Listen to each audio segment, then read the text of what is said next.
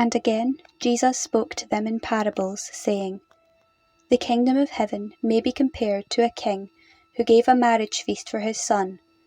And he sent his servants to call those who were invited to the marriage feast, but they would not come. Again he sent other servants, saying, Tell those who are invited, Behold, I have made ready my dinner. My oxen and my fat calves are killed, and everything is ready. Come to the marriage feast. But they made light of it and went off, one to his farm, another to his business, while the rest seized his servants, treated them shamefully, and killed them. The king was angry, and he sent out his troops and destroyed those murderers and burned their city. Then he said to his servants, The wedding is ready, but those invited were not worthy. Go therefore to the thoroughfares, and invite to the marriage feast as many as you find. And those servants went out into the streets, and gathered all whom they found, both bad and good. So the wedding hall was filled with guests.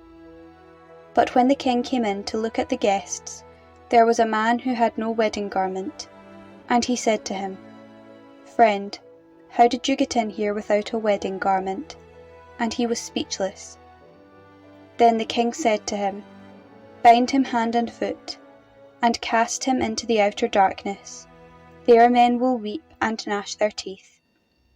For many are called, but few are chosen. Then the Pharisees went and took counsel how to entangle him in his talk.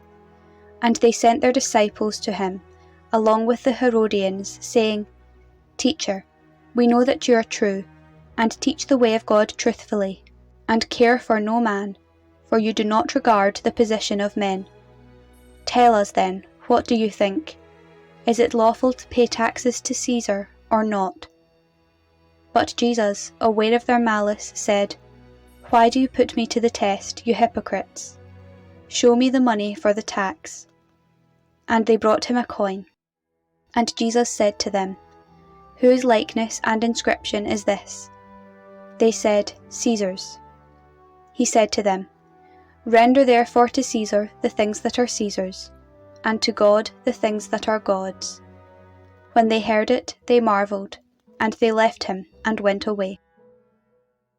The same day the Sadducees came to him, who say that there is no resurrection, and they asked him a question, saying, Teacher, Moses said, If a man dies having no children, his brother must marry the widow, and raise up children for his brother.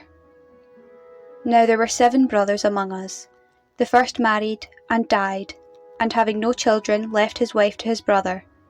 So too the second and third, down to the 7th. After them all, the woman died. In the resurrection, therefore, to which of the 7 will she be wife? For they all had her. But Jesus answered them, You are wrong, because you know neither the Scriptures nor the power of God. For in the resurrection they neither marry nor are given in marriage, but are like angels in heaven. And as for the resurrection of the dead, have you not read what was said to you by God? I am the God of Abraham, the God of Isaac, and the God of Jacob. He is not the God of the dead, but of the living. And when the crowd heard it, they were astonished at his teaching. But when the Pharisees heard that he had silenced the Sadducees, they came together, and one of them, a lawyer, asked him a question to test him. Teacher, which is the great commandment in the law? And he said to him, You shall love your God with all your heart, and with all your soul, and with all your mind. This is the great and first commandment, and a second is like it. You shall love your neighbour as yourself. On these 2 commandments depend all the law and the prophets. Now while the Pharisees were gathered together, Jesus asked them a question, saying, What do you think of the Christ? Whose son is he? They said to him, The son of David. He said to them, How is it then that David, inspired by the Spirit, calls him Lord, saying, The Lord said to my Lord, Sit at my right hand, till I put thy enemies under thy feet. If David thus calls him Lord, how is he his son? and no one was able to answer him a word, nor from that day did anyone dare to ask him any more questions.